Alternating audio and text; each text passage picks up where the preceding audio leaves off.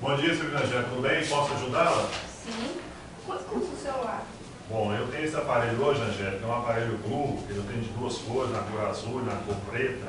Entendeu? É um aparelho mais completo, ele já tem uma tela de 5, como você está vendo aqui, as discriminações aqui, é uma tela capacitiva de 5 polegadas, ele é 4G, 4 GB de memória interna, um processador quadricore, que é um processador, o Android dele é o último Android que saiu, que é o Lollipop. Ele está a partir de 599, mas eu divido para você também, tá?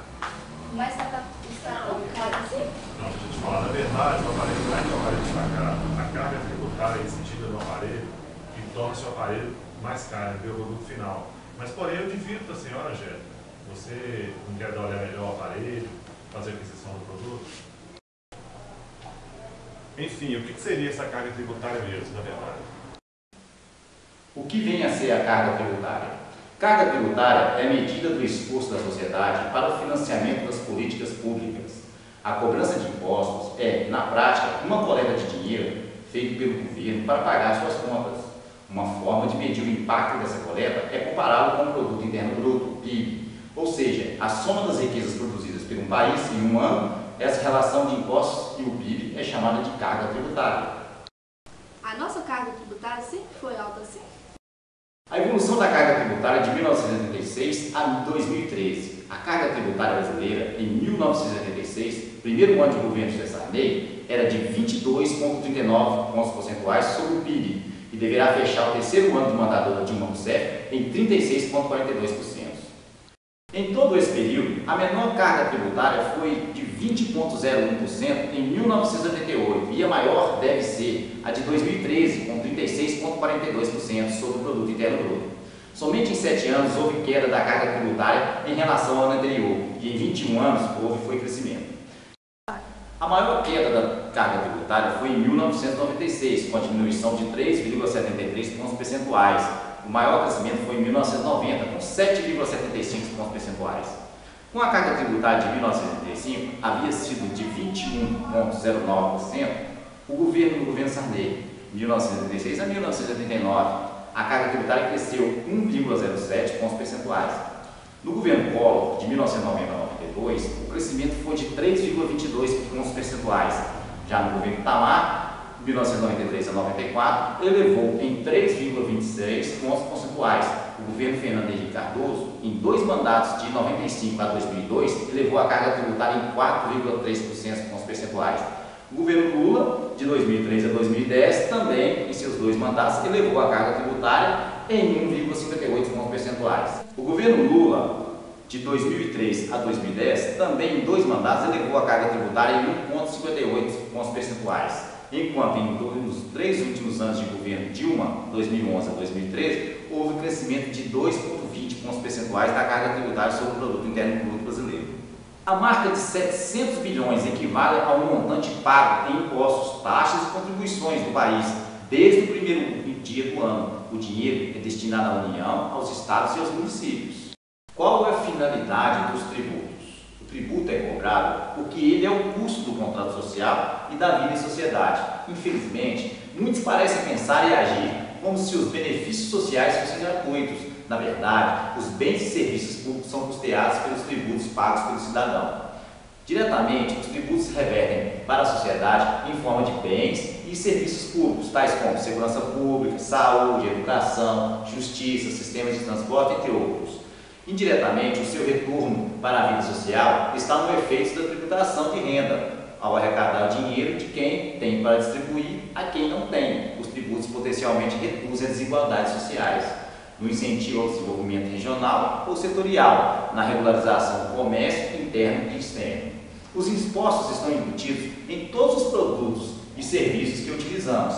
Para poder garantir a prestação de serviços e cumprir suas obrigações perante a sociedade, o governo cota. Essa carga tributária é só alta no Brasil ou em todos os países do mundo?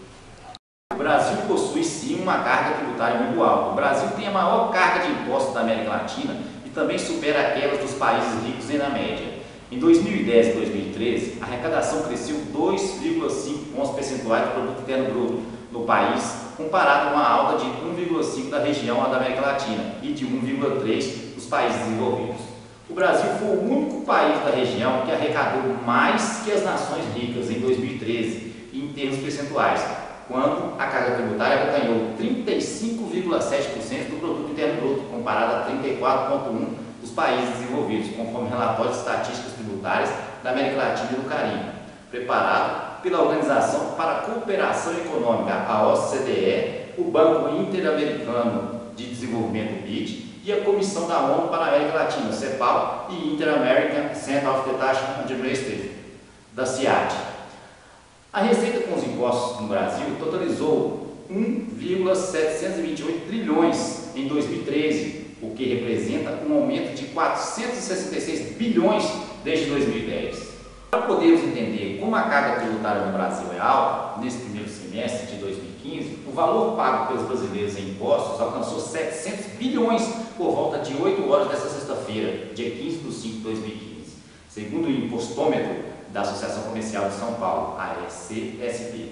No ano passado, o mesmo valor alcançado apenas foi no dia 9 de junho, o que aponta aumento da carga tributária, reflexo da inflação, de aumento de preços e revisão de exonerações e incentivos, segundo a ASCSP. A marca de 700 bilhões equivale ao montante pago em impostos, taxas e contribuições do país desde o primeiro dia do ano. O dinheiro é destinado à União, aos estados e aos municípios. Pensando bem, o que essa cobrança excessiva de impostos tem a ver com a minha vida, com a melhoria da minha vida? Estou analisando isso aqui. Essa carga tributária é tão alta, se tem algum reflexo na minha qualidade de vida. Qual é a finalidade dos tributos? O tributo é cobrado porque ele é o custo do contrato social e da vida em sociedade. Infelizmente, muitos parecem pensar e agir como se os benefícios sociais fossem gratuitos. Na verdade, os bens e serviços públicos são custeados pelos tributos pagos pelo cidadão. Diretamente, os tributos revertem para a sociedade em forma de bens e serviços públicos, tais como segurança pública, saúde, educação, justiça, sistemas de transporte, entre outros. Indiretamente, o seu retorno para a vida social está no efeito da tributação de renda, ao arrecadar o dinheiro de quem tem para distribuir a quem não tem. Os tributos potencialmente reduzem as desigualdades sociais, no incentivo ao desenvolvimento regional ou setorial, na regularização do comércio interno e externo.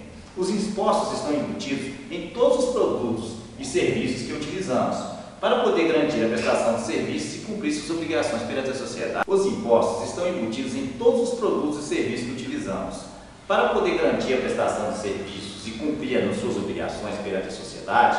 O governo retira dela uma parcela de sua riqueza, os impostos. Teoricamente, o retorno que a sociedade teria com o montante destinado aos impostos seria atendimentos e serviços públicos de qualidade e eficientes, pelos quais ele pagou uma forma de tributos.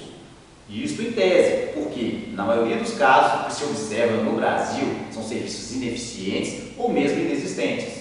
O dinheiro revertido em impostos seria, então, para manter com eficiência e qualidade as frotas de ônibus do sistema público de transporte do país, assim como os hospitais, postos de saúde e pronto-socorros em todo o território nacional. Os impostos são fundamentais para promover o crescimento econômico e o desenvolvimento social do país. O dinheiro que você paga em impostos é utilizado diretamente pelo governo federal, parte considerável retorna aos estados e municípios para serem aplicados em suas administrações. Recursos importantes são destinados à saúde, à educação, programas de transferências de renda e estilo de cidadania, como Fome Zero e Bolsa Família. Parte dos recursos obtidos com impostos vai para programas de geração de emprego e inclusão sociais, tais como Plano de Reforma Agrária, Crédito Rural para Expansão de Agricultura Familiar, Plano de Construção de Habitação Popular, Saneamento e Reurbanização de áreas degradadas nas cidades. Outra parte dos impostos arrecadados é destinada à construção e recuperação de estradas, investimentos em infraestrutura, construção de portos e aeroportos, incentivos para a produção agrícola e industrial, segurança pública, estímulos à pesquisa científica, ao desenvolvimento da ciência e tecnologia, cultura e esporte e defesa do meio ambiente. Os principais impostos cobrados no Brasil são de três espécies: federais, estaduais e municipais. Os federais são o IR, que é o Imposto sobre a Renda de qualquer natureza, o IPI, que é o Imposto sobre o Produto Industrializado, o IOF, que é o Imposto sobre Operações Financeiras, que é crédito, operação de câmbio, seguro relativo a títulos e valores imobiliários, o ITR, que é o Imposto Territorial Rural. Os estaduais são ICMS, o Imposto sobre Circulação, Mercadorias e Serviços, o IPVA, o Imposto sobre Propriedade de Veículos Automotores, e os municipais são o IPTU, que é o Imposto sobre Propriedade Predial e Territorial Urbana, e o ITBI, que é o Imposto sobre Transmissão Intervivos de Bens, Imóveis e Direitos Reais a eles relativos. O ISS são impostos sobre serviços. O IBS, Índice de Retorno de Bem-Estar à Sociedade, mede o retorno dos tributos em qualidade de vida para a sociedade. Foi criado em 2009 e é calculado com base na carga tributária em relação ao Produto Interno Bruto. E o IDH, Índice de Desenvolvimento Humano. Para termos uma noção da relação entre o pagamento de impostos e a qualidade de vida dos brasileiros, o Brasil ocupa o último lugar do ranking entre 30 países com maior carga tributária, com um índice de 135,4 pontos. Em nível de comparação, os Estados Unidos, o índice é de 165,78 pontos. Segundo o FIEP, o SESC e o SENAI, no Brasil, a carga tributária é de 35% do Produto Interno Bruto. Significa que os cofres públicos recebem um valor equivalente a mais de um terço do que o país produz. Todos esses números, sobretudo relacionados à qualidade de vida do brasileiro, não chegam a ser uma novidade de fato, porém simbolizam o que presencia diariamente em serviços públicos de saúde e na área educacional e em saneamento básico, citando apenas esses 3 setores.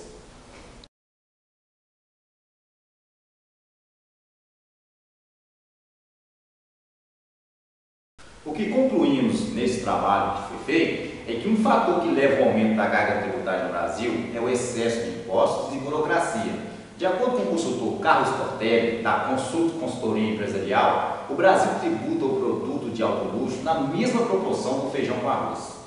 Além disso, outro problema abordado por ele é o custo da administração pública, pois quando se fala em tributos só se pensa na carga, mas o custo para as empresas é muito alto em função da burocracia e pela quantidade de informações que são mensalmente e diariamente apuradas.